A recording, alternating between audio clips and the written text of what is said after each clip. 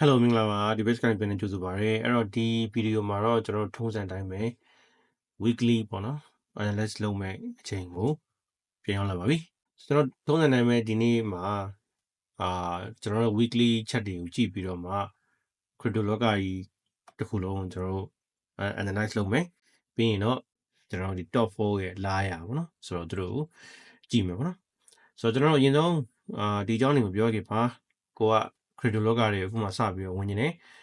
Binance လိုမျိုး exchange မျိုးမှာအကောင့်မရှိသေးဘူးဆိုလို့ရှိရင်တော့ကျွန်တော် description မှာပေးထားတဲ့ link ကနေပြီးတော့အကောင့်ဖွင့်မယ်ဆိုလို့ရှိရင် 10% off lifetime discount trading fees ရမှာပေါ့နော်ဆိုတော့ referral code လေးကျွန်တော်ပေးထားပါတယ်အဲ့တော့ link ကနေအကောင့်ဖွင့်ပြီး referral code လေးထည့်ပေးပါဆိုတော့ရေရှည်မှာကျွန်တော်တို့ 10% off lifetime ရမယ့်အကောင့်အလိုတာမို့လို့အကောင့်ဖွင့်မယ်ဆိုလို့ရှိရင်တော့ကျွန်တော် link ကနေဖွင့်ဖို့လိုက်လို့မရသေးနော် okay အဲ့တော့ကျွန်တော်တို့ကြည့်ကြည့်အောင်အခုဒါက total ပေါ့ total ရဲ့သဘောကဒါပါလဲဆိုလို့ရှိရင် crypto လောကကြီးတစ်ခုလုံးရဲ့ total market cap ကိုပြောချင်တာအဲ့တော့ crypto လောကကြီးမှာပတ်စံဘယ်လောက်ရှိလဲဆိုတာကိုပြောတာပေါ့ဗျာဆိုတော့3.29 trillion ဖြစ်နေတယ်ကျွန်တော်တို့ဒီ week ထဲမှာပဲ peak ဖြစ်တဲ့ကျွန်တော်တို့ဒီ level ကိုရောက်ခဲ့တယ်ဒီ level ရပါလဲဆိုလို့ရှိရင်3.38 trillion ထိရောက်ခဲ့တယ်အဲ့တော့အဲ့ဒီနေပြီးတော့ကျွန်တော်တို့အခုပြန်ကျပြီးတော့ doji လို့ခေါ်တဲ့ကျွန်တော်တို့တစ်ခုပေါ်လာပြီပေါ့နော်ဆိုတော့ကျွန်တော်တို့ဒီ channel ကိုကြည့်ချင်းအဖြစ်ဒီ channel ဒီတိုင်းပိတ်သွားမယ်ဆိုလို့ရှိရင်ဒီ week အပြီးမှာ crypto market cap total market cap ဒီအောက်ကိုပြန်ကျနိုင်ရင်နည်းနည်းရှိပဲပေါ့နော်ဆိုတော့ဒီထဲမှာကျွန်တော်တို့fair value cap တစ်ခုထားခဲ့တယ်အဲ့ထဲကိုသူကပြန်ကျဖို့ရှိနိုင်တယ်ပေါ့နော်ဆိုတော့ total market cap တက်တယ်ကျတယ်ဆိုတာဘာကိုပြောရလဲဆိုလို့ရှိရင် total market cap တက်လို့ရှိရင်ကျွန်တော်တို့ crypto လောကတွေကိုအပြင်ကနေဝင်လာတဲ့ပတ်စံတွေပိုများလာတယ်လို့ဆိုလိုတာအဲ့တော့ total market cap ကျလို့ရှိရင်เนาะ crypto တွေကပတ်စံတွေပြန်အပြင်ကိုပြန်ထွက်သွားတယ်လို့ဆိုလိုတာအဲ့တော့ဒီ total market cap တက်ရင် crypto လောကအတွက် generally ကောင်းတယ်လို့ကျွန်တော်တို့ပြောလို့ရတယ်ဆိုတော့အခုတောက်လျှောက်တက်နေကြရတဲ့ကျွန်တော်ကောင်းခဲ့တယ်အခုဒီ week မှာဒီလိုမျိုးရှေ့ကိုဆက်ရမှမသိနောက်ကိုဆုတ်ရမှမသိတဲ့ channel တစ်ခုပေါ်လာเนาะဒီနေရာမှာကျွန်တော်တတိထားမယ်နောက်ကိုပြန်ပြီးတော့ပြန်ဆုတ်နိုင်ကြီးရှိတာဖြစ်တဲ့ကြောင်းเนาะ okay အဲ့တော့ total 2ကကျတော့ဗာလဲဆိုလို့ရှိရင် Ethereum ပါတဲ့ total market cap ဖြစ်တယ် Bitcoin ကိုဖြုတ်ခဲ့တာပေါ့နော်ဆိုတော့ Bitcoin မပါ Ethereum ပါတဲ့ total market cap အခု1.24 trillion မှာရောက်နေတယ် total 3ကကျတော့ Ethereum မပါတော့တဲ့total market cap ပေါ့နော်အခုကျွန်တော်ဘာမှရှိနေဆိုလို့ရှိရင်918.7 billion မှာရှိတယ်เนาะဆိုတော့ကျွန်တော်ဘာကိုကြည့်လို့ရလဲဆိုလို့ရှိရင် total market ထဲမှာပတ်စံဘယ်လောက်ရောက်နေတယ်လဲဆိုတာကိုကြည့်ပြီးတော့မှ total market 3ကိုကြည့်မယ်ဆိုလို့ရှိရင် top 2ပေါ့နော် Ethereum နဲ့ Bitcoin မပါတဲ့ကျန်တဲ့ OX တွေဘာဖြစ်နေလဲဆိုတာကိုကျွန်တော်ကြည့်လို့ရတယ်ဆိုတော့ OX တွေတက်လာတယ်ဒီဘက် total ကလည်းတက်လာတယ် OX တွေကလည်းတက်လာတယ်ဆိုလို့ရှိရင်ဒါ altcoin တွေမှာအကုန်လိုက်တက်နေလို့ကျွန်တော်တို့ပြောလို့ရအောင် okay အဲ့တော့နောက်တစ်ခုတွဲပြီးကြည့်တင်တာ BTC dominance ပေါ့ BTC dominance ရဲ့သဘောကကျတော့ဘာလဲဆိုလို့ရှိရင်ဒီ total market ထဲမှာ crypto လောကကြီးထဲမှာ Bitcoin ကဘယ်လောက် percentage လောက်ဒီ price အားလုံးကို dominance လုပ်ထားတယ်လေပေါ့အဲ့တော့အခုဒီမှာကြည့်မယ်ဆိုလို့ရှိရင်Bitcoin dominance ကဒီ local ဒီထိတ်ကကျွန်တော် week ကိုကြော်ပြီးတော့မှ1 week တက်ခဲ့တယ် 6.5% အထိရောက်ခဲ့တယ်နောက် 65.43% sorry 65.43% ကနေပြီးတော့ပြန်ပြုတ်ကျသွားတာအခုဒီမှာကိုဆိုလို့ရှိရင် 62.52% ကိုရောက်နေဆိုတော့ဒါကဘာလို့ဆိုလဲဆိုလို့ရှိရင်ဒီ crypto လောကထဲမှာရှိသမျှ token တွေအားလုံးထဲမှာ Bitcoin ကဘယ်လောက်လွှမ်းမိုးမှုရှိတယ်လဲဘယ်လောက် Bitcoin ဒီအဲ့ crypto လောကကြီးတစ်ခုလုံးကိုစားပြုတယ်လဲဆိုတာကိုပြောချင်တာအော်ဒီမှာဆိုလို့ရှိရင် 62.52% ကဒီလောက်62.52% ကိုစားပြုတယ်ပေါ့နော်အဲ့တော့100မှာ100ဝင်လာရင်62.5နှစ်က Bitcoin စီရောက်နေတယ်ဆိုတဲ့သဘောကိုပြဆိုတော့ကျွန်တော်တို့က Bitcoin dominance ကတက်လာပြီးတော့မှကျွန်တော်တို့ total ကလည်းတက်နေမယ်ဆိုလို့ရှိရင် altcoin အနေနဲ့လိုက်တော့တက်နိုင်ပါတယ်ဒါပေမဲ့အရင်ကြီးမတက်ဘူးเนาะဆိုတော့ total ကအတက်မှာပဲရှိနေမယ် Bitcoin dominance ကျလာတယ်ဆိုတာ altcoin တွေတက်ဖို့ဖြစ်လာတာပေါ့နော်ဆိုတော့ altcoin နေဆိုတာနေရာမှာtotal 2ပါပါတယ်ကျွန်တော် Ethereum မှာပါတာပေါ့လေဆိုတော့ Ethereum နဲ့တခြား altcoin တွေအားလုံးတက်နိုင်ကြီးရှိလာတဲ့ဟာကိုပြတာပေါ့နော်ဆိုတော့အခုဒီ data ရဆိုလို့ရှိရင်တော့ကျွန်တော်က total ကဘယ်သွားမှမသိဖြစ်နေပေမဲ့ uptrend လေးထဲမှာပဲရှိနေသေးတယ် BTC dominance ကတော့2 week ဆက်တိုက်ကျွန်တော်တို့အောက်ကိုကြာဖို့ရှိတယ် total 3ကလည်းတက်နေတော့ဆိုတဲ့အကြောင်းကို total တွေအရကြည့်မယ်ဆိုလို့ရှိရင် total 2ကိုလည်းကြည့်မယ်ဆိုတက်နေတော့ဆိုတော့ကျွန်တော် alt coin နေဆက်ပြီးတော့နည်းနည်းလေးအတက်ဘက်ကိုဥတည်နေဦးမယ်လို့ကျွန်တော်ယူဆလို့ရတယ် Bitcoin ကတော့ဈေးနည်းနည်းပြန်ပြီးတော့ဆင်းမယ်လို့ကျွန်တော်ယူဆလို့ရမယ်အဲ့တော့ Bitcoin ကိုကြည့်ကြည့်အောင်ဆို Bitcoin ကြီးကျွန်တော်တို့ဒီဗီဒီယိုရိုက်တဲ့အချိန်မှာ triple top pattern မျိုးဖြစ်သွားတာကိုကျွန်တော်တို့ကနည်းနည်းစတွေ့နေရပြီပေါ့နော်ဆိုတော့ဒီလိုတက်လာတယ်ဒီမှာဒီလိုနေရာမျိုးရောက်လို့ရှိရင်ဘာလို့ဒီလို market ကတန့်သွားလဲဆိုတော့ TPU ချလို့ဗျဆိုတော့ကျွန်တော်တို့လည်းယူတာပဲကျွန်တော်စဉ်းစားကြည့်ဒီအောက်မှာကျွန်တော်တို့ဝယ်ထားခဲ့လို့ရှိတယ်ဒီကိုထီတော့တစ်ခေါက်ဝယ်ဒီထီတော့တစ်ခေါက်ဝယ်ဒီထီတော့တစ်ခေါက်ဝယ်ဆိုတော့ဒီကနေပြီးတော့ကျွန်တော်တို့ဝယ်ခဲ့တဲ့သူတွေကဒီထိပ်မှာတော့ကျွန်တော်အနေအချင်းတော့ TPU ချတယ်ဘာလို့ဆိုစဉ်းစားကြည့်လို့ရှိရင်ဒီမှာ8000အခု8000လဲပဲပေါ့နော်8000လဲပဲအောက်ကိုကြာသေးတယ်ကောင်9500 9500လောက်မှာဝယ်ခဲ့တဲ့သူကတသိန်းမှာယူမယ်ဆိုလို့ရှိရင်ကျွန်တော်တို့ကဒါ30% လောက်မြတ်နေပြီလေနော်ဆိုတော့ယူကြတာများတယ်ကျွန်တော်လည်းယူရပါဒါပေမဲ့အကုန်လုံးတော့မယူဘူးနော်အောက်မှာဝယ်သမျှအပေါ်မှာပြန်ယူရတော့ရှိရပါရေရှည်ကင်မဲ့ကောင်တော့စက်ကင်တာရှိတာပါဆိုတော့ TP လေးယူရဖြစ်တဲ့ကြောင့်ကျွန်တော်ဒီထိတ်ကိုထိရှင်တော့ market ကတန့်သွားလိမ့်ရှိတယ်အခုလည်းအဲ့လိုတွေ့ရရောဆိုတော့သူလည်းတုံးစံနိုင်မယ်ခုနကဟို total အတိုင်းပဲsorry BTC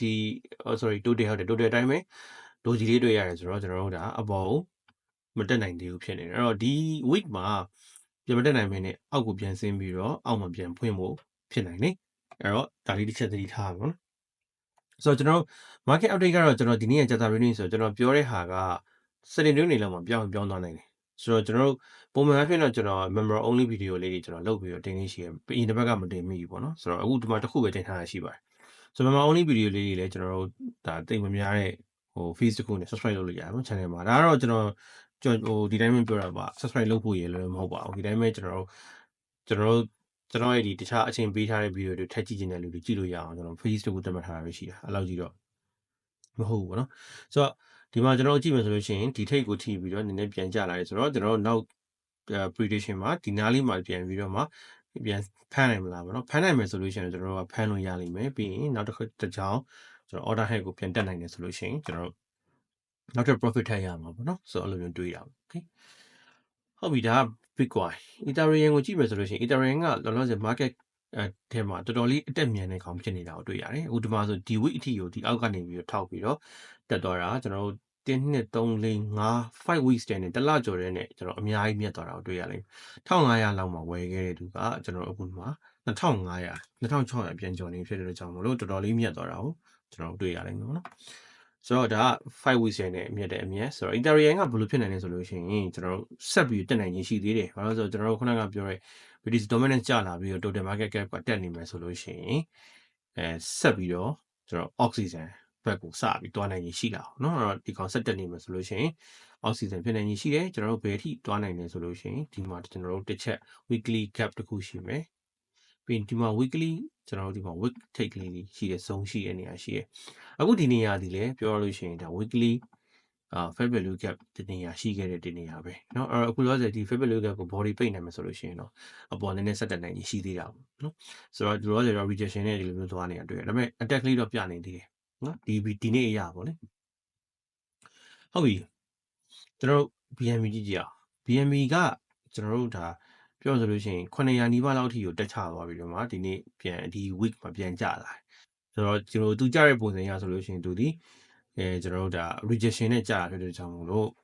အောက်ကို retrace ယူနိုင်ရင်ရှိတယ်ခုနက Bitcoin လို့ပဲပေါ့နော်ဆိုတော့ဘယ်ကိုယူနိုင်ရင်ရှိမလဲယူမယ်ဆိုရင်ဒီနားဒီယူနိုင်ရင်ရှိတယ်အောက်မှာလည်း trend line တစ်ချောင်း weekly trend line ရှိထားပြီးတော့ weekly trend line ဒီပြန်ရောက်လာမလားဆိုတော့ကျွန်တော်ကြည့်ရအောင်နော်ဆိုတော့ကျွန်တော် BNB ကိုတော့ကျွန်တော်ရှင်းပါတယ်ဒေါ်လာ900ဒီ950ပတ်ချလေးလောက်ကြာရင်ကျွန်တော်အမြဲတမ်းဝယ်ပါတယ်အပေါ်ရောက်ရင်ကျွန်တော်အခုထိတ်ရောက်မှာဒီနားလောက်ရောက်မှာကျွန်တော်ရောင်း900လောက်ရောက်မှာရောင်းတာပေါ့ဆိုတော့ဒါထုံးစံတိုင်းပဲသူကအဲ့လိုမျိုးလုပ်လို့ရှိရင်အမြဲရနိုင်တဲ့ coin ဖြစ်တဲ့ကြောင့်ဂျာထဲမှာလည်းကျွန်တော်တို့ကဒီကင်ထားပြီးတော့မှ airdrop တွေရအောင်မှာဆိုတော့ဒါကတော့ကျွန်တော်တို့ BNB ကကျွန်တော်တို့အဲ့လိုပေးတဲ့အကောင်ပေါ့ Solana ကတော့ကျွန်တော်တို့လူလဲ off ဖြစ်တဲ့ကြောင့်မို့တက်နေ Solana ecosystem ပြန်လဲစိမ့်လဲလာတယ်လို့ပြောရမှာပေါ့နော် Solana ecosystem ထဲမှာတက်နေတဲ့ကောင်တွေအများကြီးရှိတယ်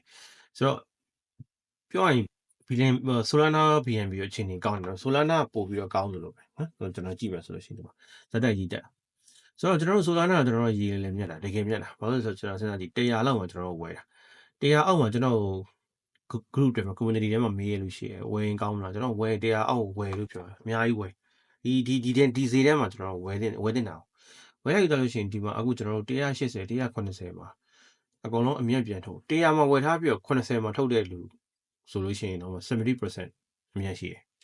70%เนาะကျွန်တော်ဘယ်လောက်တက်လာတော့မပြေဘူးတက်လာပြီတက်လာလောက်ကလေးပဲပေါ့နော်ဆိုတော့စဉ်းစားကြည့်မယ်ဆိုလို့ရှိရင်ဒီမှာ Solana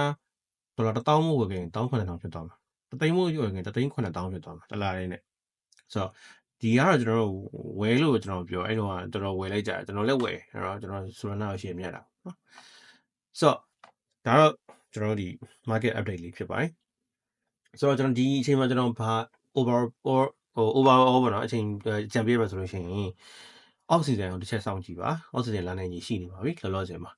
ဆိုတော့ hints လေးတစ်ခုပေးရမှာဆိုလို့ရှိရင် oxygen လာဖို့အတွက်ကိုကျွန်တော်တို့ total 3ဒီ